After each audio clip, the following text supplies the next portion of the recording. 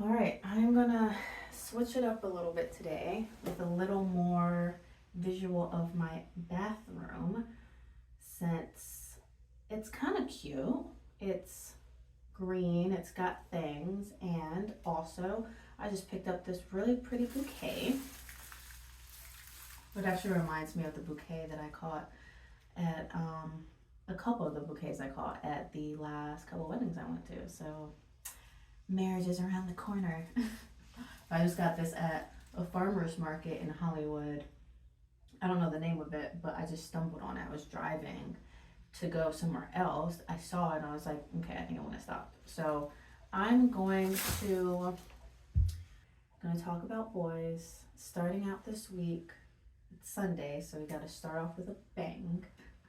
I'm gonna try to keep the arrangement somewhat of this bouquet, put some in the living room, and then I want to tie some around the shower because the eucalyptus actually smells really nice. So I'm just gonna do that while I talk about boys in the bathroom.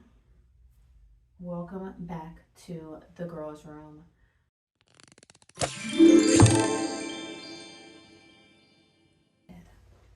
Giving myself a clock.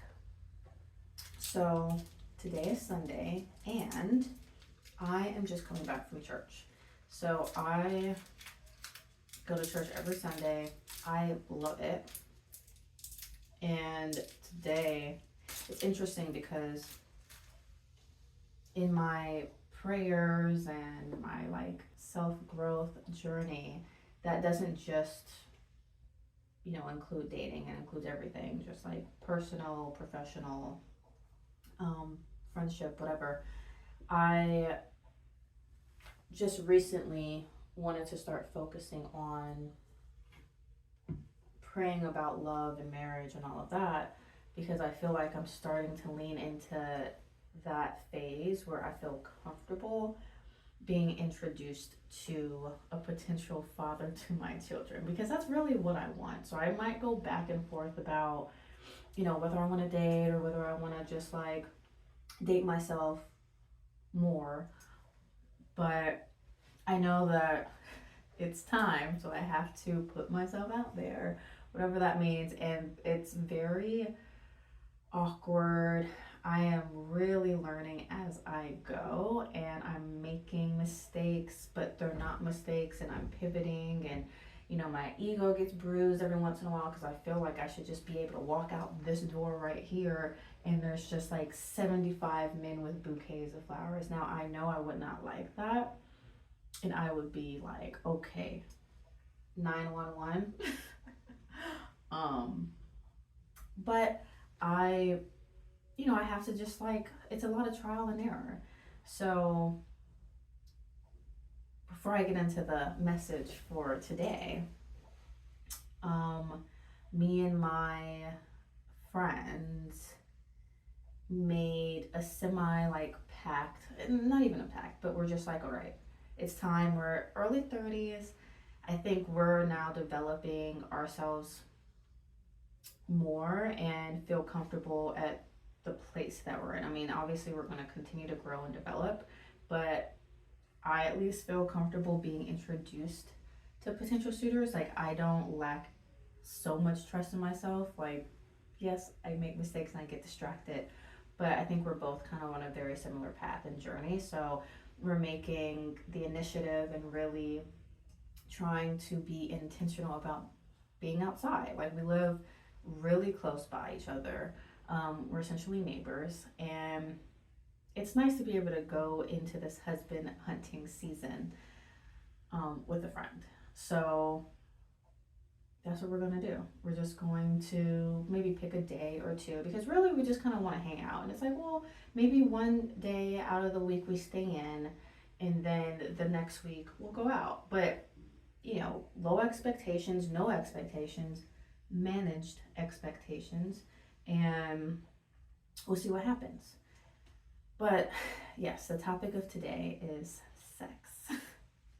The dirty word. kind of like that's gonna be probably a trickling topic throughout many episodes because you can't just bottle that into 30 minutes. But that's what the message was about, and I think that that consumes a lot of dating right now is when you're having sex, how are you having sex?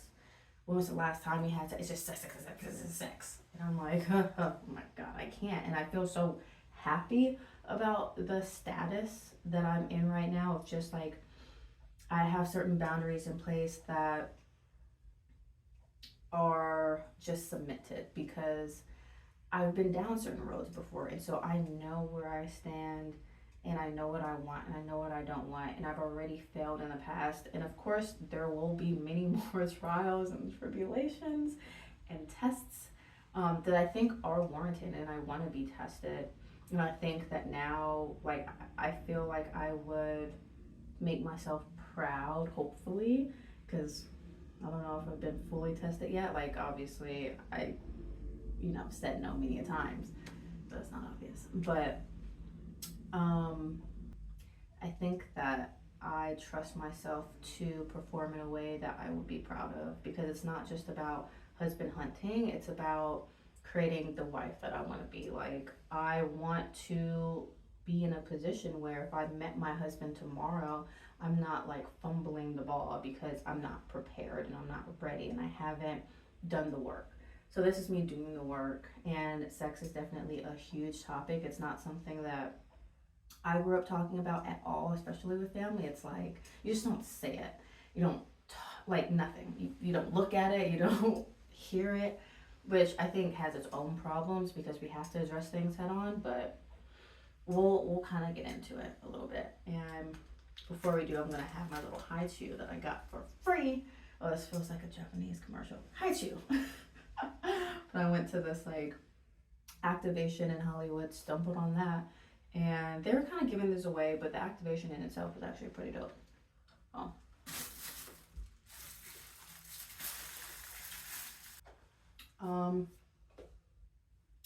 Sex. So today at church, the pastor kind of opened up by saying like, all right, you guys, we're going to talk about sex, and if you have kids, take them out now. He was joking, but some people don't want their kids even around the church talking about or hearing about sex, which is something that is. So anyways, he was talking about church, and he was like, yeah, a couple people left last service. They didn't really like what they heard, but hopefully the service is cool and chill and laid back, whatever. Or just recognizes that the Bible is not a menu that you can edit and take out some of the ingredients for, but if it's something that you really want to be a part of your life, you have to listen. And yeah, you might feel convicted, but that's a good thing, maybe. I mean, not in a way that pushes you away from the truth, but something that triggers your heart and your soul that says, okay, I'm feeling convicted because maybe I know that I should be doing something else. And culture is telling us to go one way. My body and my instincts and my impulses want to align with culture because it's easy and it's satisfactory, it feels good, whatever. But in the back of my mind, it's like I know that I probably shouldn't be doing this, or I know that something doesn't feel right. And so he was just kind of going into it and came up with and brought up an example of how culture has really shifted in the past couple of decades, and brought up an example from I Love Lucy, which I used to watch with my aunt all of the time. I Love Lucy. So funny. And he brought up this image where, and I totally forgot, but when he brought it up, I remembered that, even though Lucy and Ricky, his name is Ricky, right? Ricky, maybe. I'm thinking of I Love Lucy or Boys in the Hood with Ricky. But her husband,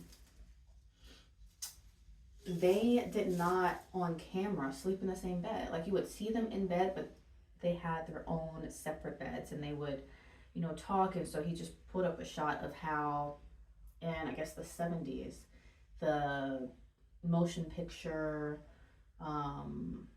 organization or association had rules in place. It was illegal to persuade or suggest anything sexual through advertising, through TV.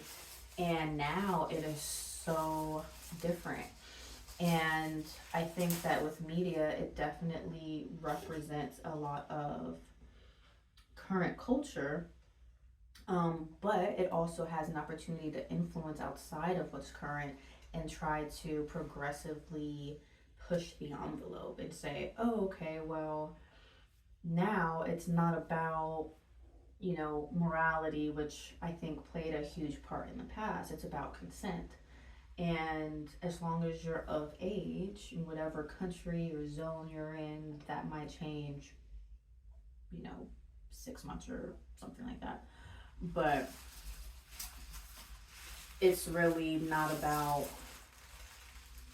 keeping certain conversations personal. It's just, no, this is natural. If you're consenting adults, it's fine. Everyone can see it. And there's really no regard with children or just with like personal things. Like sex is not even considered or deemed personal so much anymore. It's everywhere. And I am always the friend now where it's like I'll go to my girlfriend's house or apartment and she plays like, current music and videos, and she's like, Joy, put on something of 2024. And I'm like, ugh, okay, but like every time I watch something that you're playing, it's so heavy on the sex. And it's not even like innuendos. It's like, I'm not saying that 10, 20, 30 years ago, nobody was talking about sex and R&B and hip hop and rap, whatever, because they are. But now it's just disgusting. It's just disrespectful. And I'm sitting there and I'm looking and I'm like, and maybe I'm the problem because this is horrifying to me. Like some of it's fun and some of it's catchy, and so I have to catch myself and make sure I'm not like bopping my head too much and forgetting all of the lyrics and the messaging that's within the music, because I think it's important.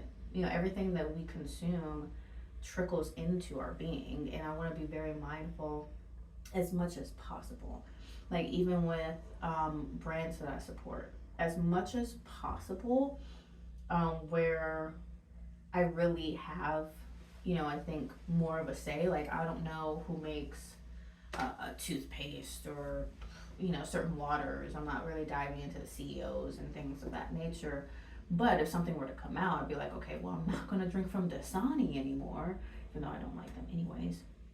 But another note he actually made too was that it's so prevalent in today's culture that brands like Balenciaga, which I'm still so kind of shocked that they've been able to rebrand and been able to essentially erase the controversy that they had maybe a year ago involving children, and people still wear them, people still rock them like they are, just the hottest thing, because that is what everybody's wearing and their top brand, I guess. Even though I look at their stuff and I'm like, what do you even sell? Because I don't know, I guess you're big for bags, maybe clothes, I don't know. But off of that ad that you guys did, I would never support you. Like if something happened and I didn't know that like Balenciaga bought a brand that I like and I'm wearing it, like if Balenciaga bought Calvin Klein, then I'd be like, dang, okay, I don't know if I could support this anymore. I'd have to think about it. I mean, kind of like, well, did you buy them after the ad? What's going on? But that ad, I think the way cancel culture is right now, that should have rocked everybody. But I think because it didn't, or because it faded, or the reason why it was able to fade was because it was about sex. Even though, the way in which they did it, and barely really even apologize. They were like, oh, we didn't realize. It's like, no, you did, because I'm also in advertising, so I know the steps of approval and the mindfulness of doing certain ads. But the way that people cancel anything and anybody, I'm like, how are they not canceled still? How are people still rocking those ugly $1,000 shoes and bags? It's like, oh, because so and so's wearing it. Great, got it. Like, it's so weird. Um, and I was kind of happy that my pastor brought that up, because I'm over here saying, like, maybe I'm the only one that still thinks that this weird, that we just forgot about it. Like, they're just brushing it under, but they want to tell us so much. I mean, I'm kind of leaning into the conspiracy world right now, so I'm not really going to dive into all the other things. But along that sex talk, I really liked the message, because he was talking about how men really lead the charge, and it was a message for the men today. So, so he was saying, with some of the scriptures, he was just like, okay, with this scripture, they were talking to men. The message today was really about people understanding the severity and the importance of sex. Like, I think that this culture is saying that, and it has been for a while, and I've seen the progression as a 30 something. The world and culture is saying that sex is just sex, it means nothing. Like, you can have meaningless sex, you can have feelingless sex, it's just impulse, essentially. And it's so weird, but because at the same time, it also recognizes that once you do have sex with someone, like you're watching in the movies, you hear, well, mostly watching the movies, it's like you have sex with someone and now you're like bonded. It's like, okay, well, that's my boyfriend now, or that's my girlfriend. And you can't do this with anyone else. It's just like, it's said, it's understood, but maybe never said. Um, so it's like culture is acknowledging that sex is at least important to women. Like, we feel a little bit more, I guess. And it means a lot and it matters, because once it happens, we act differently. We expect different things after sex. But at the same time, you're also just hear people talk about sex so flippantly, like it means nothing. It's like, oh, it's just sex. I'm having sex with this person and that person. And it's very weird to me. And I feel like such a prude, because I feel like I'm the only one ever mentioning it. Like, when I'm listening to things and watching things, I'm like, I can't watch all this sex on TV. How is this even on TV? How do we make this movie? Like, everybody else finds it liberating. I'm like, who sold you that lie? I don't feel liberated by being naked all the time and walking out in the middle of the street. Well, I guess people aren't necessarily doing that, but just my liberation does not come from my body. Does not, and I understand like the history and how we got so far into being, these sexual beings and wanting to expose everything, because we in like the slut walks, and like I understand the idea behind that, because you should still have autonomy over your body regardless of what you wear. It shouldn't be like, oh, you're asking for it. But like Dave Chappelle said, you got the whole outfit on. So you're gonna get certain, like attractions and conversations. But I just feel like we've really gone a little far. Like, it's okay to want to save yourself for something.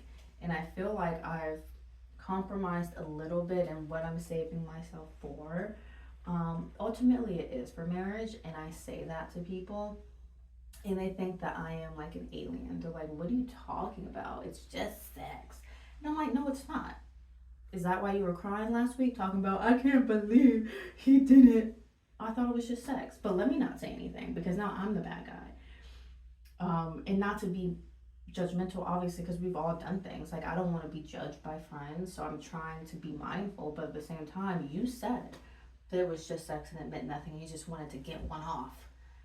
So don't dare cry. Like, I'm here for you, girl. Like, if you want to slash some tires, cool.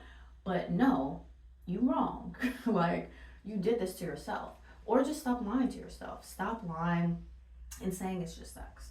Because it never is. Like, I hear that so often. Oh, it's just sex, it's just sex. Okay, cool. So when you get your feelings hurt, are we gonna come back to this moment? Because I can record it and say, remember when? Be like, yeah, but I started to like him. Well, close your legs. I mean, I'll tell myself that too, which is why I'm practicing celibacy. And I'm excited about it. Like, I love that I've been able to practice discipline. And it's not for a lack of options, especially as a woman.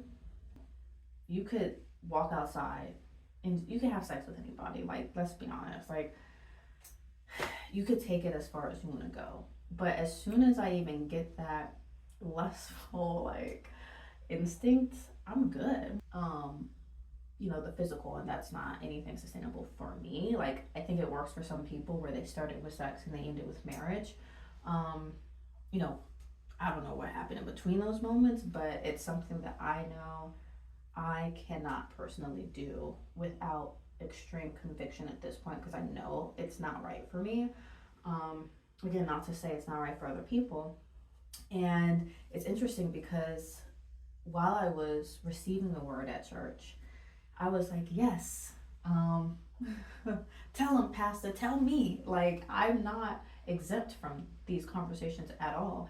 But I just did feel a little liberated that I don't feel like sex has a stronghold on me at all. Like, I'm really just not super tempted. I do get tempted for sure, and I have to stop myself. And I'm like, don't even think like that.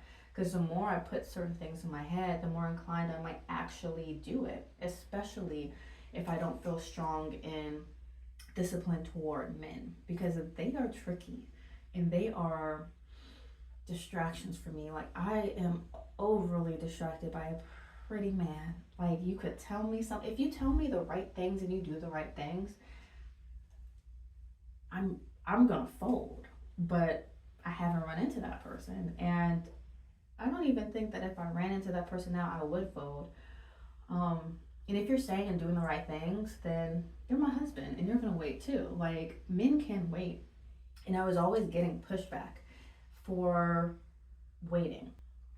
But ever since I really actively started my celibacy journey, just with the intentionality of wanting to step into a different, um, like, counterculture journey, all of my friends, most of them, like, some of them get it, some of them are like, yeah, girl, the streets are crazy. And I think some people are starting to adapt that because the old stuff isn't working. What they've been telling us and feeding us isn't working. We're unhealthy, and we're mad, and there's so much division, and people just run around with kids and problems, and I don't listen to all that. I mean, the music now is trash. Fuck it.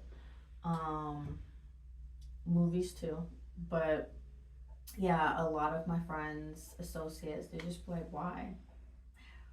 Why is this celibacy thing something you want to do? Like, what's wrong with sex? I have sex all the time. I'm like, that's cool for you. Maybe you can give yourself to 75 people and not feel anything. I doubt it. I think you're lying to yourself. I think that you need to tell yourself that lie constantly so that you don't go back on it.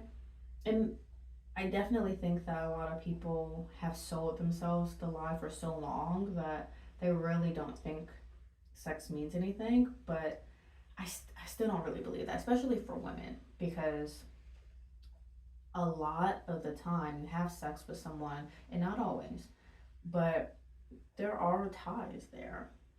There are emotional ties, and you feel a certain way if he's not, reciprocating something after. Like, you feel like sex is a prize, and so even though it doesn't mean anything, you're acting post sex like there are some expectations that you didn't really articulate, but that you just feel. It's like, yeah, well, I had sex with him, so he didn't call me, and that's horrible. He's so trash. And I'm like,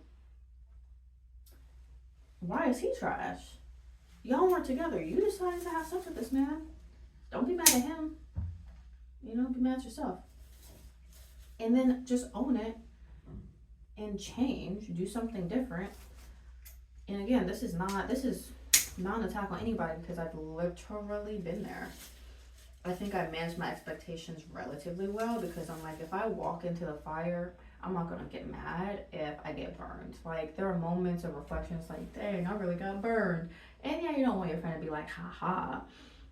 So have a minute, 5 to 20 minutes, and realize, okay, I walked into that. Why? What? How? When? Whatever. And how do I move forward? Like, it really just comes down to being honest. And there have been times where I've honestly wanted to walk into fire, done it, and then of course been upset, been sad mostly, because I thought that this is what you do. Like, this is what the world is telling you. This is what society is telling you. This is what that man told you. And it was kind of nice to hear the pastor talk about how, and it will also just acknowledge that a lot of times women will be manipulated into something, not even always knowing at the time. And we might consent, but when we look back, and I've had these experiences either personally or just indirectly through friends, where it's like you look back and you realize, wait a second, I did technically consent, kind of, but I was fully manipulated. Like, I was swindled into it. I really feel like that was assault. But we won't say that because crazy. But no, there are a lot of like post sex, post nut experiences where you're like, wait a second, that wasn't right. I didn't want to do that. I allowed my body to lead my actions. And so, this journey, I don't want my body to lead my actions. I want my heart and my mind and my spirit to lead that, and everything else will follow. So, it's very interesting that I've been praying about and talking about and thinking about love more and being intentional and asking God, like, what do I do? Because I know I need to put myself out there. I know that I am very quirky and like I like certain things, and I kind of want to date, but I don't want to date. So I'm like, Lord, can I text this man? Like, and what do I text him? Because I need to know. Or is this someone that would push me off or derail me a little bit off of my path of celibacy or wanting celibacy, or just questioning it and questioning the reason, and then and just like we're just questioning it altogether. This is going to be an interesting bouquet. I kind of like. Let's make it full. My time is already up, but I haven't even scratched the surface of sex, so this is going to be a continual conversation.